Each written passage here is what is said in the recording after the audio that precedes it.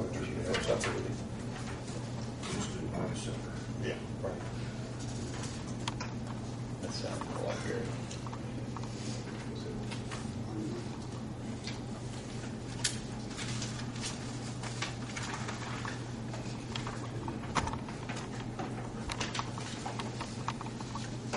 Call the meeting to order. Devin, will you take roll call, please? John Dooley. Here. Ed DeWanger. Here. Bill Armistead. Here. Jim Pruitt. Here. Don Whipple. Here. Okay, next on the approve the agenda. Any changes need to be made? Bill, I'd like to add one thing under new business. Okay. There's a building sold. Okay. We just, that's fine, we put that down. We just talked about that. That'd be new business, wouldn't it? Where do you want to put it in here? Put it right in the airport rules. Okay.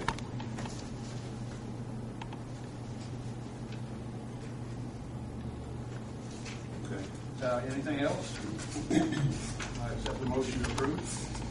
I move we accept this agenda as modified. Second. All those in favor? Aye. Okay. Would you read the minutes, please, from August 22nd, Devin? Approval, and then also the, just go ahead and write on the You're going to pass them at once? Okay. August 22nd, 2011, time 7 p.m. Roll call present: John Dooley, Ed DeWanger, Bill Ernstis, Jim Pruitt, and Don Whipple. Motion made by Ed DeWanger and seconded by Don Whipple to approve the agenda as presented. Motion carried. The minutes from the July 25th, 2011 meeting were presented for approval. Motion made by John Dooley and seconded by Ed DeWanger to approve the minutes. Motion carried. The minutes from the August 10th, 2011 special meeting were presented for approval. Motion made by Jim Pruitt and seconded by Don Whipple to approve the minutes. Motion carried. Old business. John Dooley gave the financial report on the airport balances. Don Manley opened the bid received from Miller Equipment for the SRE.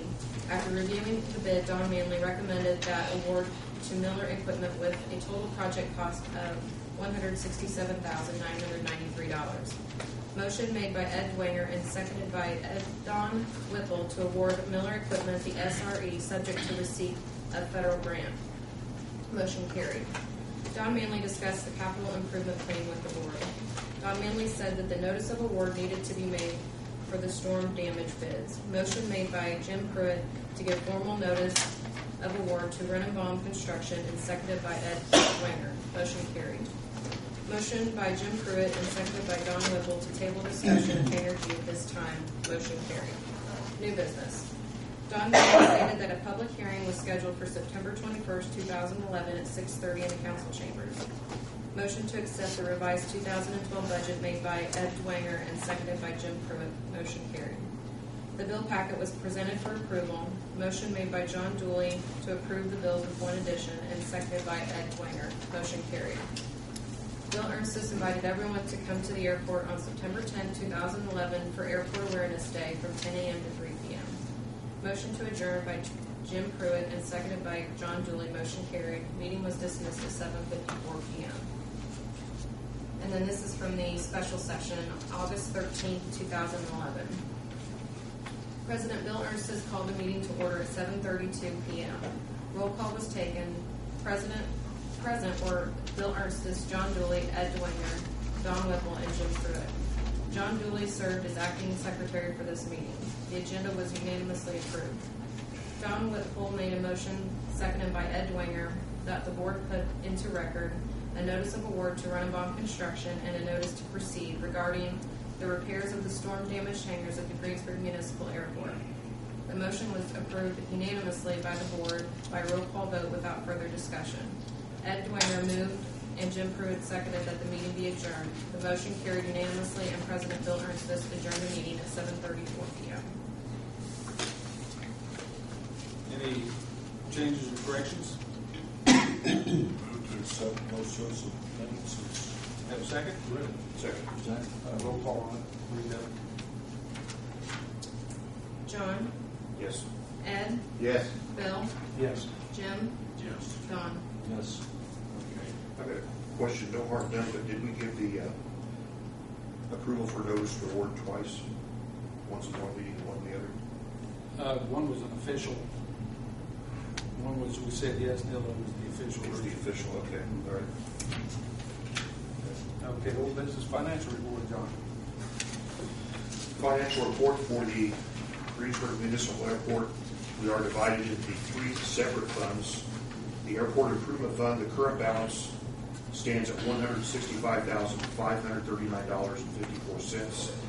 The balance in our Aviation Rotary Fuel account, $88,635.04. Balance in our Airport Operations Fund, $164,707.13.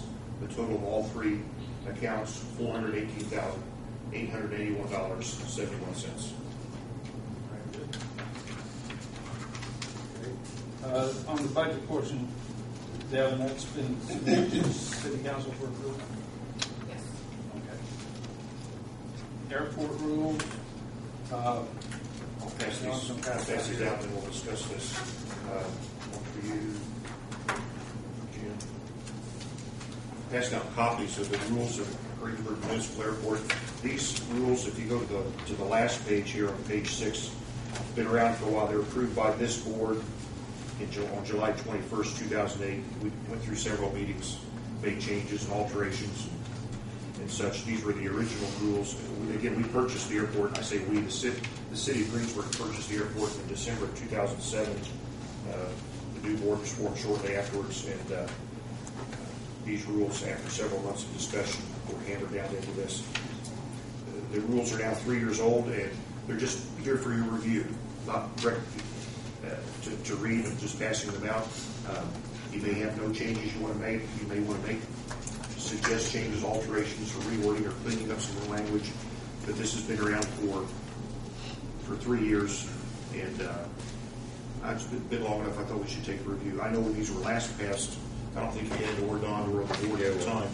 So these are new to you, basically, and so just we don't really have to go anything through much tonight. I'm not necessarily recommending any changes, but over the next month you can kind of review things. At the next meeting, we'll bring this up again and see if anybody has anything they need modified or cleaned up or relanguaged or whatever. I'm thinking maybe we should just go ahead and table the airport rules and do the next meeting then. No, I mean that's what we're doing. We're just passing. We're not voting on anything tonight. No, I understand that. Yeah. I'm saying formally, we probably should go ahead and Table any discussion. Sure. Which I will. Yeah, there was no planned discussion anyway. It was just Right, I'll move to table that, so that we have it on the agenda for next. We have a second. Second. All those in favor? Okay. Next, the SRE building.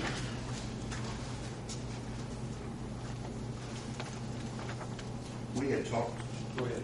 Go ahead, John. This what you brought up, and I think we've all maybe individually talked about, again, with our SRE, we're wanting to keep it out of the weather. Right before this, we briefly met with Don Mann, we met with Jerry Scheider and such. There's some interest in keeping our new equipment out of the weather. There's a little bit of development we could put one up, put one up inexpensively, add on to one of the hangars, like where Todd Reed's hangar is, do that relatively inexpensively, very quickly, get it out of the weather.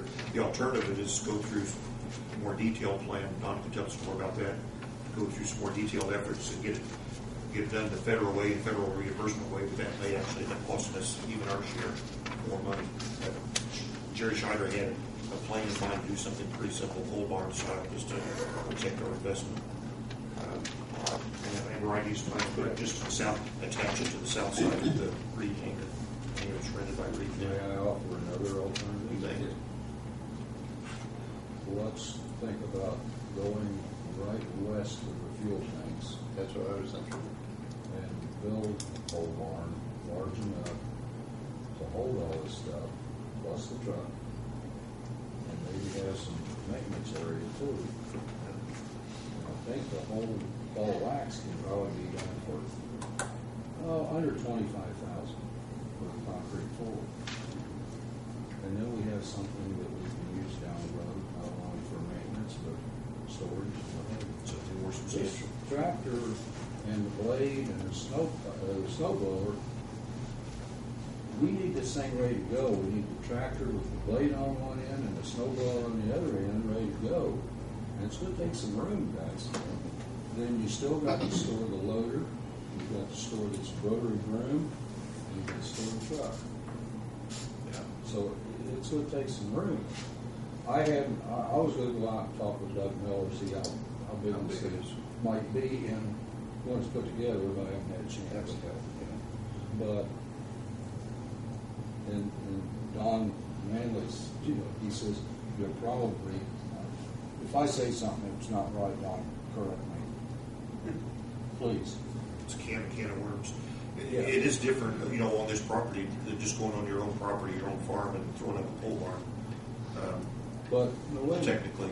Wait a minute, if we pay for it, Well, and I think we have enough money to spend we did, $25,000. but there's still, Don feels that there's federal regulations on that. I wish it were that simple. It's not always that simple. But I think it's, if we pay for it without going through federal grants, for example, It still has to go through environmental. It's simpler, but it's not as simple as you might think. Don, can you help us with that clarification? You've signed assurances under your grant program, you have to follow those. Regardless if it's a local project or if it's a state project or a federal project. One is it has to be airspace. So it's going to take some time to get an airspace at the location we're going to have it, based on the height that you will establish it. Unless it's a place located, like you mentioned, on the end of the hangar that's shadowed by the current heights, then you probably don't need an airspace for that location. The next thing is the question mark in my mind whether or not environmental needs to be done. The simple environmental, but you still have, even though it's even on your airport property, that you can only control, it's still public land. So you still need to have to clear some hurdles on that. May or may not. I'm not clear on that. But the question in my mind is whether or not you have to go through. Could you check that for us? Pardon? Could you check that for us? I can confirm that. Sure, like to keep it simple. Well, here's my Well, question. I want to keep it simple, but I hate to just build a lean-to on the side of the hangar and then need something later on top of it. Well, here's my question. When are we expecting delivery of the equipment? Expecting the equipment to be delivered, sometime in January? I believe it's a month, So we're gonna need a place to have it under roof by then. Am I correct on that? Yeah. Either that or you have to find a spot for it temporarily. Well, I mean, here, the question I've got is if we do something on a temporary basis, with the understanding that we move toward what Don's talking about with a complete building, I mean, how difficult is that to do? Because if this thing gets delivered in January, you don't want to just sit out in the weather. No. I mean, we've got a pretty good, pretty expensive piece of equipment here. I mean, is that what we're talking about with the addition of the end of a hangar? Because I think eventually we're going to have a building. Yeah, eventually you're going to get a substantial building under the scope of the project, yes. And it's not a $15,000, $20,000 building. It's a maintenance facility, to store all your snow removal equipment under a grant program. But how long You can look at one we put in for Randolph County if you want for just one single snow removal equipment. The exact same vehicle at Randolph County. It was built last year. At the same time we ordered the equipment. And their temporary storage until the building was built was the maintenance building next to the terminal hangar, basically. He's in Boston this week. So I'd suggest looking at that, getting an idea what that is versus what you all are Winchester, you're saying? Pardon? You say looking at that, you're looking at Yeah, Winchester. as basis where you're headed. And How far down? Maybe what, pardon? How far down the road are we looking at that, at being able to do something like that? That was, Yeah. it didn't take months. It took a year and a half to get it built, completed, totally, everything, up and running. But I Grant funding and mean, everything. in terms of our project, I mean, is that part of the improvement plan, or? Yes, it was. So, but that's not gonna be that's not gonna be available to us until sometime down the road, am I right? Or can we build this right away, or look at doing this right? Well, it's down the road because you don't have any federal money right now. You have to wait until the next grant process turns around, which is gonna be next year, August. Roughly the same time you got your grant this year. So we really need to look at doing something temporarily until we get, I would. how much, do you have any estimate on?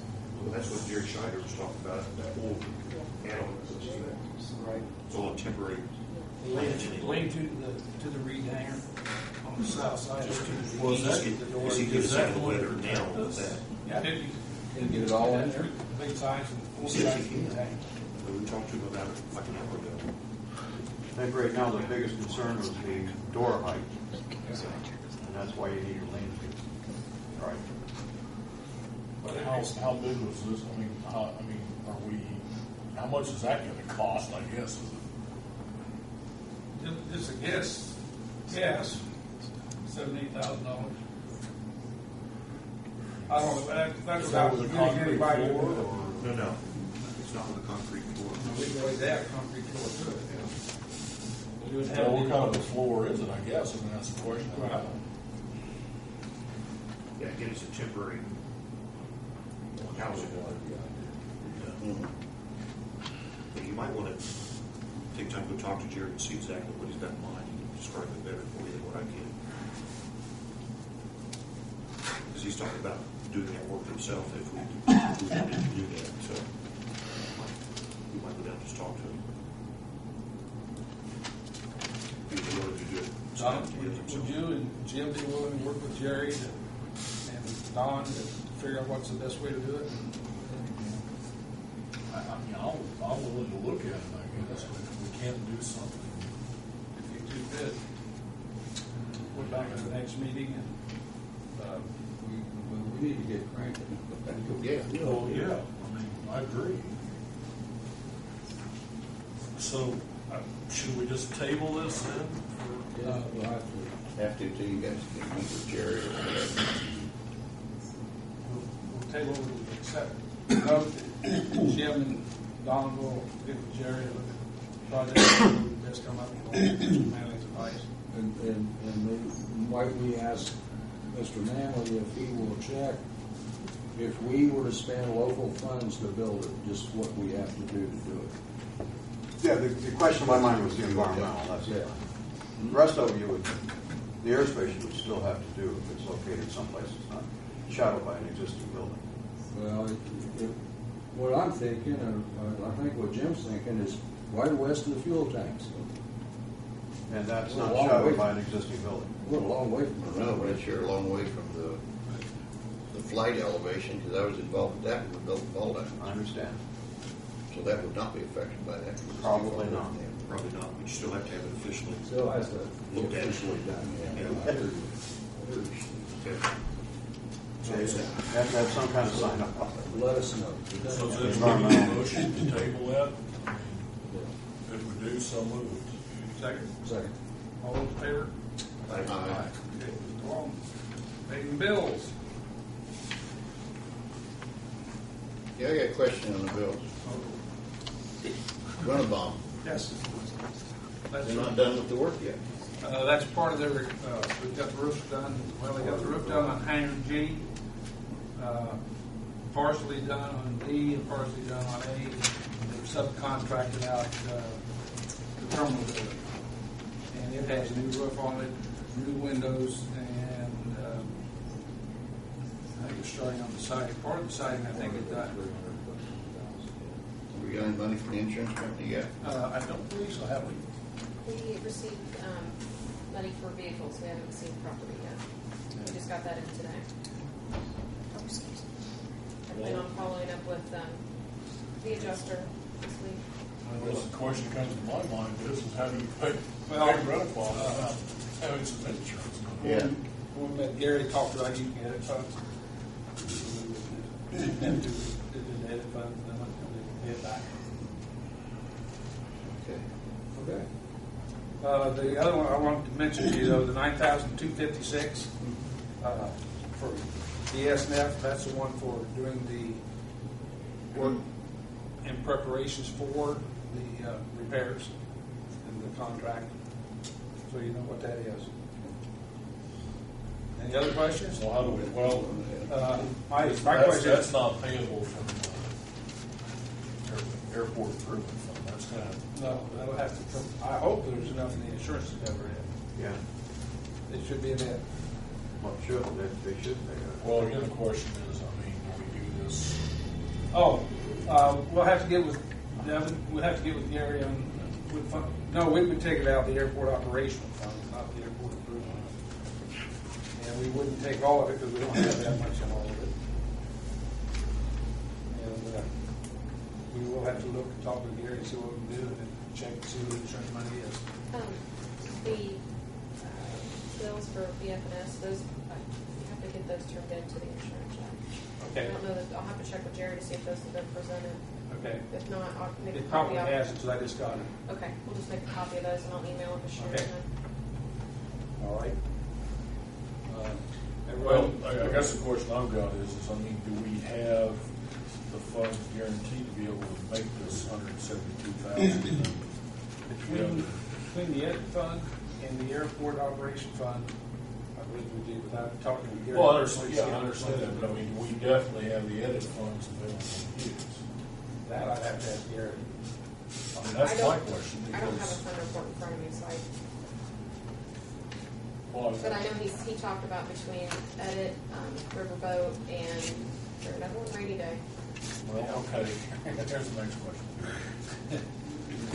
Should we hold off on paying this? I think we can approve it. Approve it, hold it, or approve it under condition? Condition that we have the funds available. Is that all right? Do what now? Approve it and payment only, funds available. To Edit, rent, Rainy Day, or whatever. Yeah. There you go. That'll match me out. Okay. I'll accept a motion to John. approve the bills. I move we pay bills as listed. Well,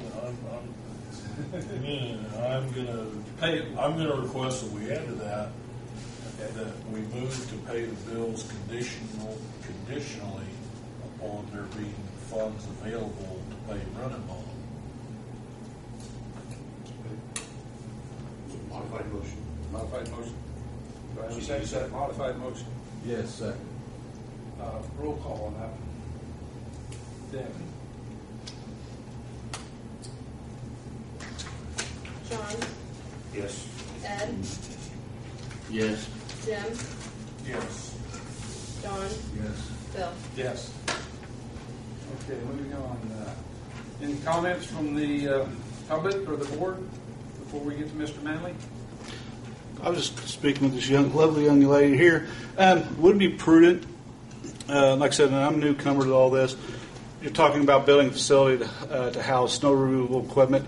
Would it be prudent to contact maybe the Decatur County Fairgrounds, something like that, to see if they can house that until then, or rent a facility? It has to stay on the airport property, does it not, Don? Not necessarily on the airport, it has to be available for airport use.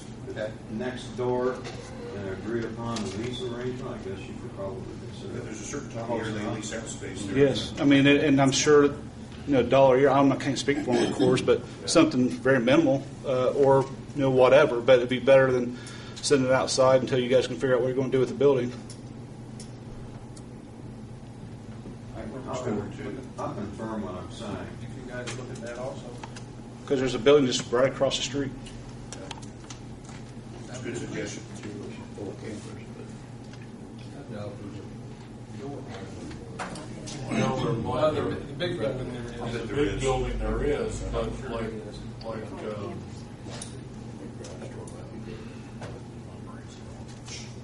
All the buildings out there that house a lot of the booths and stuff have one end that has the sliding doors that could, I've been in the Air Force, we had snow removal equipment that was as huge as they get, and they could fit in those buildings.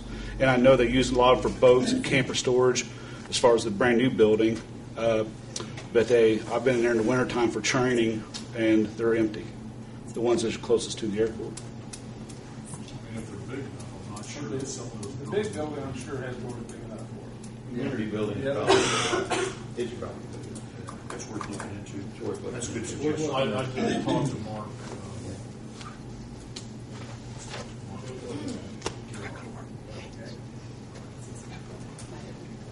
All right. Yes, ma'am. Yes, Bill. I've been asked since the news coverage a couple of weeks ago about the potential loss of Skydive Greensburg to represent some of the businesses that would be impacted if Skydive Greensburg does leave the facility or does leave the community. And I can tell you. your name and Oh, I'm sorry. I who just you're assume with. everybody knows me. I'm Melanie Maxwell, and I'm the tourism director for Greensburg and Decatur County. Just for the record, Melanie. Thank you. I just am used to everybody just saying hey and then starting on the conversation. But anyway, I've been receiving several calls from businesses that are concerned about the potential loss, and they wanted me to come and start sharing some information with you. And one of the things that I wanted to share was a study that we did in 2004. And you might say that's pretty old data, but it was before the recession hit. It was before we had the Hampton Inn opening, and we were waiting for the Hampton Inn to have another year before we did it again, and then the recession hit, so we waited a little bit longer to renew the study, but we're starting to talk about doing that again. But that study was 2004, and we did a zip code analysis from May to July of visitors in the Greensburg area, and we had 43 states represented. Of those 43, we also had about 30 states that were shown to be from Skydive Greensburg. And I know that because I personally picked up all the paperwork and recorded all the zip codes myself as I went through their flight paperwork. So I can guarantee you that I saw that many zip codes. The second thing, I got an email today from the Hampton Inn Suites of Greensburg, and they asked me to convey these thoughts to you. She attached a guest list that a quick survey of this year and last year showed that this year she's had 16 cities in Indiana represented, 4 from Kentucky, 3 in Ohio, and as far away as Missouri, Florida, and North Carolina. Our revenue figures from guests this year and last year are important to us. We can document right now 46 overnight rooms last year for $3,627.20. So far this year, through the past weekend, we've documented 37 room nights, and that is people that are saying that they're here for skydiving. That doesn't count the people who just check in without identifying why they're here. We usually estimate that's another 20 to 30% for any even event, festival, not just for skydiving. And so she's estimating 37 room nights for this year to date. In addition, he rents our banquet space at least twice a year for another $500 to $1,000 in revenue. Now, you might think when she adds this up, it's not a whole lot, about $4,000 to $4,500. But with that $4,000 to $4,500, she can pay the wages for 4 months, buy the materials and supplies for her entire laundry department. And that's just a small sample with figures she could pull at random of what the impact is for her. And as she says, there would be no other business that she could go to fill that gap if she lost that $4,500 in revenue.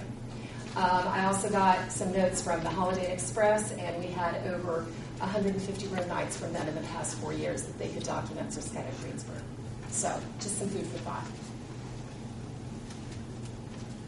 Anything else? Nope. I don't know if you guys have been out to the airport since last night, but we pretty much got wiped out again. All the tents were either damaged or they're missing. The north tent was totally destroyed, and the frame for it is out in the area between our hangar and the runway. they've been notified, and I guess they're going to make arrangements to come remove the metal. It's still in one piece. It's just totally destroyed. The middle tent is gone. Can't find it. Some of the poles are on the ground, but the tent's just gone. The other tent, the one to the south, has got some holes in it, but for the most part, it's still intact. I spoke with the people that provided these tents for us, and because of the weather is obviously changing, he suggested, and I would have to agree with him, that we might want to look at just doing one tent that's longer. Not as long as the 3 tents we had, but something that would provide some cover for the customers when they come. At least block the wind from the north and just make it 60 feet long or 40 feet long with the same width, and not do separate tents, to see if that possibly could help us with our situation too. So, end result, less space that we'll need to rent from you for the remainder of the season. I'm not asking you to change where we're at, but I want to make you aware of what it looks like we're going to have to do. Keep going. Make sure everybody didn't have a problem with it before they came out and removed what's left of the ones that are there. We will be looking at the hangar G. They have the roof on it. I don't know if the cap's on it or not. It is. But we'll have to talk to the building people to come and look to see if there's any parts of it that are suitable for people to be in. I'll be getting a hold of David Newman to come out and look at that. The doors, they started on the doors sometime back. Actually, they started on the doors maybe even before they started on any of the roofs for hangar G. But we'll see. I'm sure it wouldn't be the south end, because first off, that's uninhabited.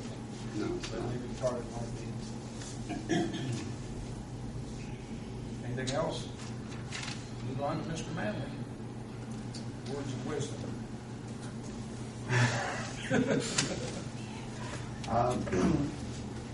As you know, we canceled the public hearing, Yes. and so we're proceeding on with the environmental assessment as we are currently, and negotiating with the 2 landowners so we can get on their property and do the investigation. Those letters probably will go out soon. They haven't been out sent yet, so we expect to. We're anticipating scheduling work sometime in the 2nd week of October on doing the site analysis investigation. They received a grant at the last meeting, and we've already issued the notice to proceed on the snow removal equipment, which you're discussing here about getting it covered, undercover. We anticipate sometime in January or February that it'll be delivered. How long it takes, back order, to get the equipment in. The grant covers that, plus additional land improvements of the existing airport. And I have a application request. Read into record. There is no motion needed. Bill's already signed the request for reimbursement of the money.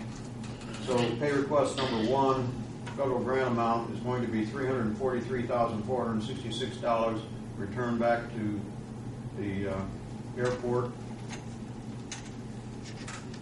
That brings the grant itself to 69% financially complete. With that, there's a state share, and the state share that is $4,519.29. So that's pay request number 1. That completes the amount of requests for reimbursement on this grant for land improvement and reimbursements.